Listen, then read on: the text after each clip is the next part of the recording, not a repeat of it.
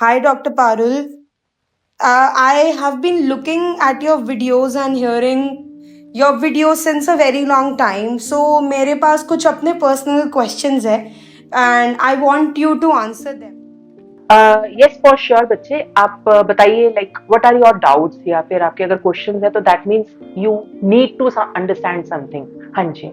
Yes, ma'am. So I am in my 20s and I am about to get married. तो मेरे कुछ friends हैं जो एक रिलेशनशिप में ऑलरेडी हैं 5-6 साल से और उनके पेरेंट्स भी मिल चुके हैं, they are about to get married, लेकिन उनका अपनी रिलेशनशिप के ड्यूरेशन में ही चीटिंग एक्सपीरियंस कर चुके हैं। They have already had an abusive relationship, मार पिटाई हो चुकी, चाहे वो एक एक बारी, और उनके बाद उन्होंने ऑलवेज एक दूसरे को सॉरी बोल के मना लिया है और वो इमोशनली एक दूसरे पे इतने डिपेंड हो चुके हैं कि अब उन्हें लगता है कि वो अलग रह ही नहीं सकते। तो डू यू थिंक कि इस रिलेशनशिप को मैरिज में कन्वर्ट करना सही डिसीजन है? So if I understand your question right बच्चे, तो यहाँ पे आप एक चीज समझो कि पहले मैं आपके क्वेश्चन को रिपीट करती हूँ।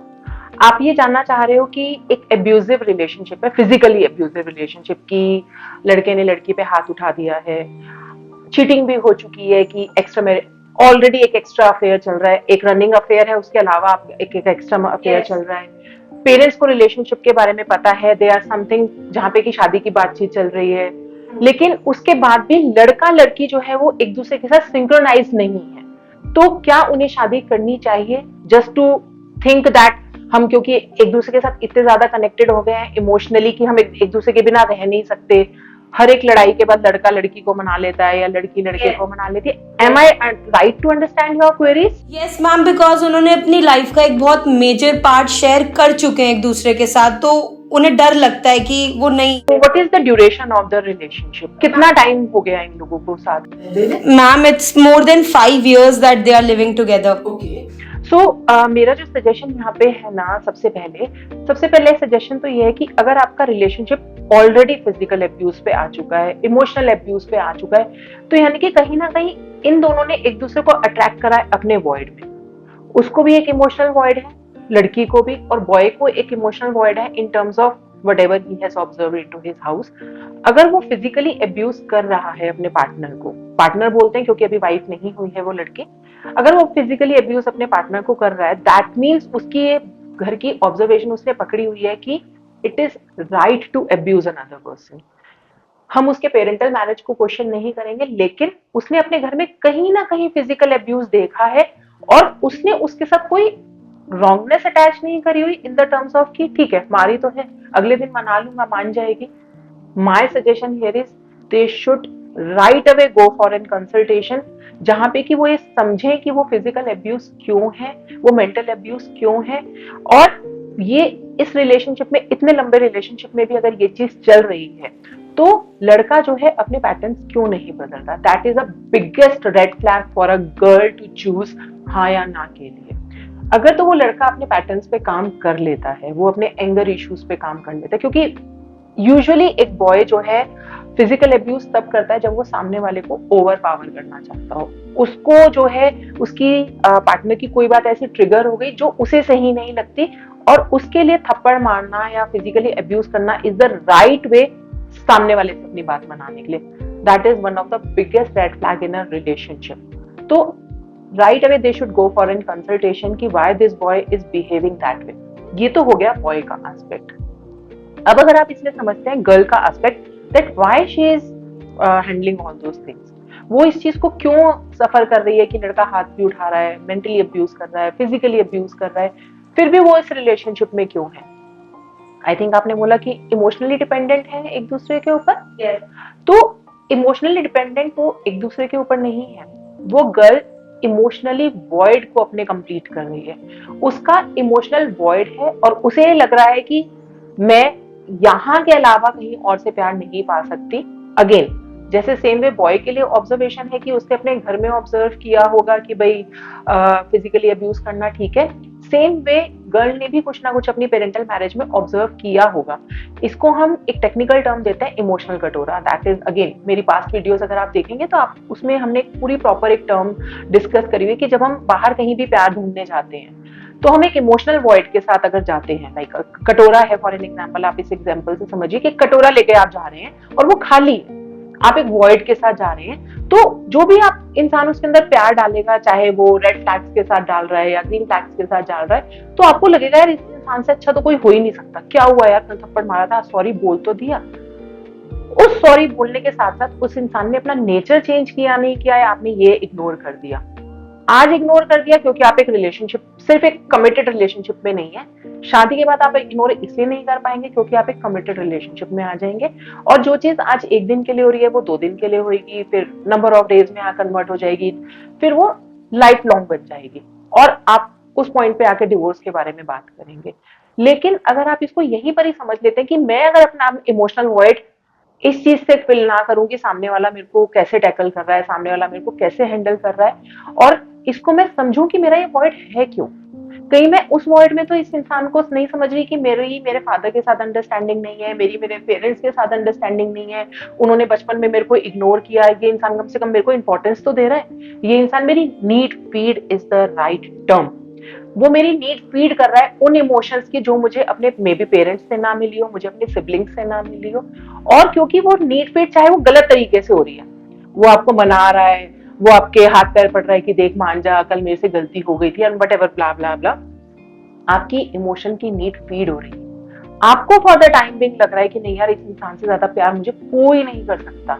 क्या हो गया, कभी कभी मेरे पापा भी तो मम्मी को बचपन में मार देते थे, मेरी मम्मी कौन सा छोड़ के चली गई, या कभी कभी पापा भी तो मम्मी के ऊपर चिल्ला देते थे, मेरी मम्मी कौन सा छोड़ के चली गई, उन्होंने भी तो अपनी शादी निभाई है। So we are not wronging the girl spirit over here, the thing is, क्या आप उस चीज के लिए रेडी हो, क्या आप उस इमोशनल शटडाउन के लिए रेडी हो without working on your pattern. क्योंकि अगर लड़के के पैटर्न है ना कि भाई उसका इमोशनल और फिजिकल अब्यूज का पैटर्न है, तो कहीं ना कहीं आपका भी पैटर्न है इमोशनल अब्यूज होने का, और अगर आपका इमोशनल अब्यूज होने का पैटर्न है, that means you have attracted a person जो कि इमोशनल अब्यूज करता है। तो वाइब्रेशनली काम करने की जरूरत आप दोनों को है, बॉय को भी और गर्ल को भी। और अगर आप इसकी इन डेप्थ अगर इस कंसेप्ट को समझते हैं, like in the physics diagram, हमने फिजिक्स में कई बार समझा, मैग्नेट से समझ लीजिए, एक मैग्नेट किस चीज को अट्रैक्ट करती है, जिसके उसके नॉर्थ पोल और साउथ पोल मैच करेंगे। अगर उस गर्ल ने एक फिजिकली अब्यूजिव रिलेशनशिप को अट्रैक्ट करा है, that means in some aspect in her vibrations उसका फिजिकल और मेंटल अब्यूज, इमोशनली जो उसका वॉइड है वो खाली है। उसने उस फिजिकल अब्यूज को देखा है अपने बचपन में, उसने अपने बचपन में उस मेंटल अब्यूज को देखा है, और उसने उसके साथ बहुत सारी रॉन्गनेस अटैच करी है। आप एक जनरल समझिए बच्चे कि हम अपनी मदर्स को कितना रॉन्गनेस अटैच करते हैं विदाउट अंडरस्टैंडिंग द फैक्ट कि हमने, हर किसी ने अपने पेरेंटल मैरिज को एक्सपीरियंस किया है, जहाँ पे उनकी लड़ाइयाँ हुई होंगी, जहाँ पे हो सकता है फिजिकल अब्यूज भी देखा होगा, और एक बार को जरूर मन में क्वेश्चन आया होगा, यार मेरी मम्मी ने उस टाइम पे पापा को क्यों नहीं छोड़ा, अगर वो मेरी मम्मी उनको मार रहे थे, उन्होंने डिवोर्स क्यों नहीं लिया, क्वेश्चन आया। बिल्कुल। अब क्योंकि हम उस टाइम पे इतने बड़े नहीं थे कि हम उनके डिसीजन को क्वेश्चन कर पाए, वो हमने अपने सबकॉन्शियस ब्रेन में डाल दिया उस टाइम पे, क्योंकि उस टाइम पे कोई सॉल्यूशन नहीं निकला उस चीज का। अब क्योंकि वो सबकॉन्शियस ब्रेन में अभी तक है और बार बार टिक टिक टिक टिक टिक टिक करे जा रहा है, तो उस गर्ल ने जो है सेम वही पार्टनर अट्रैक्ट करा जो कि पैटर्न उसके फादर के साथ मैच करते हैं। That means vibrationally and emotionally that girl need to sort out all the grudges, all the emotions barriers, all the emotion complaints towards her father। जिस दिन उसने अपने इमोशनल पेन्स को, उसने अपने इमोशनल ग्रजेस को क्लियर आउट कर दिया, she will be able to sort out, वो कोई गलत रिलेशनशिप अट्रैक्ट नहीं करेगी। This is the science of human nature. क्योंकि हमने उस रिलेशनशिप को कार्मिक रिलेशन, आपके पेरेंट्स का जो रिलेशनशिप है वो कार्मिक रिलेशनशिप है। भाई आपकी मदर आपके फादर को नहीं छोड़ के गई, maybe any of the reason, वो उनकी चॉइस थी ना। Who are you to question their choices of not divorcing each other.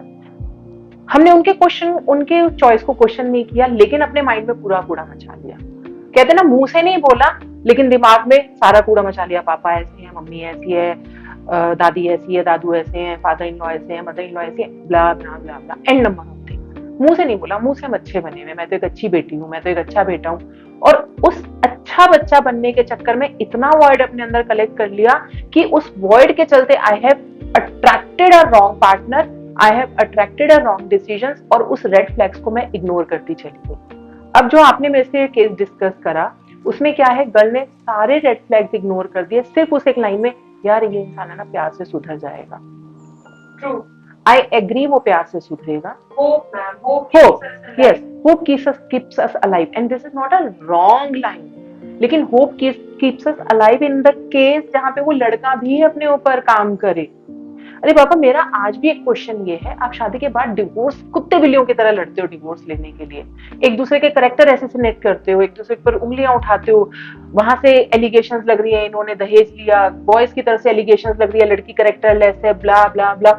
पहले क्यों नहीं काम कर लेते? 8-8 साल के आप लोगों के रिलेशनशिप है, 6-6 साल के आप लोगों के रिलेशनशिप है, आप एन नंबर ऑफ चीजों पे पैसे खर्च कर रहे हो, हम लोग शॉपिंग कर रहे हैं, आज हम वेकेशन पे जा रहे हैं, आज हम यहाँ जा रहे हैं, आज हम 5 स्टार्स में होटल में खाना खाने जा रहे हैं, चैंपियंस ले रहे हैं, बट एवर द थिंग, अरे बाबा, एक बारी सेशंस पे अगर आप पैसे खर्च करके एक दूसरे का नेचर समझ लोगे, एक दूसरे का वे ऑफ वर्किंग समझ लोगे, तो आपके पास एक चॉइस होगी कि is this the right person for me और not.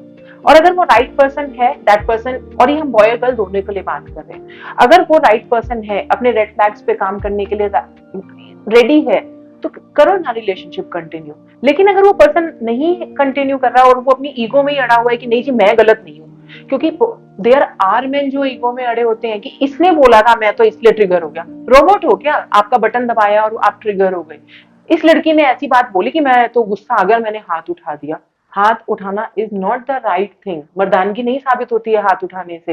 Right thing will be that, गुस्सा आया था ना, टेबल पे बैठ के बात करते कि ये चीज ऐसे है, आपने ये बोला है या तुमने ये बोला है, और उस चीज पे बैठ के बात करके उस चीज का सॉल्यूशन निकालते। अब क्योंकि उस लड़के ने बचपन में देखा यही है कि ओवर पावर करने से सामने वाली लड़की चुप हो गई, और हुआ भी एग्जैक्टली यही, आप चुप हो गए, आप घर आके रोए, आपने अपना वो किया, लड़के ने फोन करके आपको 2 प्यार की बातें बोली और आप भी मान गए, and you ignore the red flag on the very first step. वो रेड फ्लैग पे शादी के बाद भी इग्नोर करो ना, क्यों नहीं करते हो? वो इसलिए नहीं करते क्योंकि तब फिर उस इंसान के साथ रोज रोज रहना मुश्किल हो जाता है, मुश्किल हो जाता है, और आप ये समझते हो नहीं यार जिंदगी ऐसे नहीं कट सकती, and yes you are right to say that कि जिंदगी ऐसे नहीं कट सकती। So my suggestion after having this long conversation is, अगर आपको इस रिलेशनशिप में कंटिन्यू करना है और आप चाहते हो कि भाई मैं इसी लड़के के साथ शादी करूं, दैट जो भी आपने मेरे से केस डिस्कस किया है, सजेस्ट दैट गर्ल कि आप दोनों जो है किसी मैरिज काउंसलर के पास जाओ या मे बी किसी लाइफ कोच के पास जाओ and understand each other pattern. अगर आप रेडी हो काम करने के लिए और अगर वो बॉय भी रेडी है काम करने के लिए, अपने इस रिलेशनशिप को अगर आपने 5 साल 6 साल दिए हैं तो 3 महीने 4 महीने और दो। अगर तो ये सॉर्ट आउट होता है, क्योंकि अभी शादी तो नहीं हुई है ना, अगर तो ये सॉर्ट आउट होता है, विच आई एम श्योर कि अगर आप एक दूसरे के ऊपर काम करते हो, एक दूसरे अपने अपने पैटर्न्स पे काम करते हो, तो ये सॉर्ट आउट होगा, this I can give writing on a stamp paper, तो शादी करो। और अगर एक जना कहता नहीं यार कमियां तो तेरे अंदर ही है, मैं तो सर्वगुण संपन्न हूँ, then there is a big no for this relationship. बाद में इमोशनली शैटर होने की जगह आज इमोशनली शैटर होकर अपने ऊपर काम कर लोगे, अपने उस इमोशनल कटोरे को अपने सेल्फ लव से भरो। पहले जिस दिन अपने सेल्फ लव से भर लोगे, आपको बाहर के प्यार की जरूरत, that will be the cherry on the cake. लेकिन आप पहले ही वो सूखी हुई केक बनाते, तो ब्रेड होती है ना, रॉ ब्रेड, वो रॉ ब्रेड लेके घूम रहे हो, तो सामने वाले से बोलोगे यार इस पे क्रीम कर दे, इस पे वो कर दे, तो वो चेरी ऑन द केक नहीं होगा, वो सिर्फ आप बैगिंग कर रहे हो। आप इमोशनली सक कर रहे हो सामने वाले इंसान को, फिर आपकी नीड फीड नहीं होगी, आप नीड सक कर रहे हो। जिस दिन आपकी नीड फीड हो जाएगी without saying, that will be the right person, that will be the right relationship, and that will be the right time to marry that person and to marry at that age. So I think I have answered and I'm able to give you the point where you have understood the right thing, and let me know that what you have understood from this whole conversation. I've understood that इसको ignore नहीं करना चाहिए, we should work on it before getting married. Very true. और अगर दोनों ही change होने के लिए रेडी और अपने पैटर्न को एक्नॉलेज करते हैं, तो definitely there is hope. Acknowledge में बच्चे आप एक चीज और समझो, यस वेरी ट्रू, आपको पहले मानना पड़ेगा कि ये मेरे पैटर्न्स हैं, काम तभी कर पाओगे. Yes. एंड अगर दोनों में से कोई भी एक पार्टनर ये कहते नहीं मेरी तो गलती नहीं है, मैं तो नहीं, मैं कुछ गलत नहीं हुआ, इसमें गलत नहीं है, then it is a red flag and we should not consider marriage. Yes. Then you should not continue with the relationship saying that ठीक है. There is a very famous dialogue in Dear जिंदगी. आप जब furniture खरीदने जाते हैं या baby car test drive लेते हो ना, there is no wrongness, don't put any wrongness to the test drive. ठीक है, आपने टेस्ट ड्राइव करी, नहीं निकला सही प्रोडक्ट, आप उस प्रोडक्ट को चेंज करो क्योंकि अभी आपके पास ऑप्शन है चेंज करने का. लेकिन once you get married to an committed relationship, then again option तब भी होगा, you can divorce the person, but the harm will be much more greater, much more intense than whatever you are facing today. True. Yes. True. Thank you, Dr. Parul.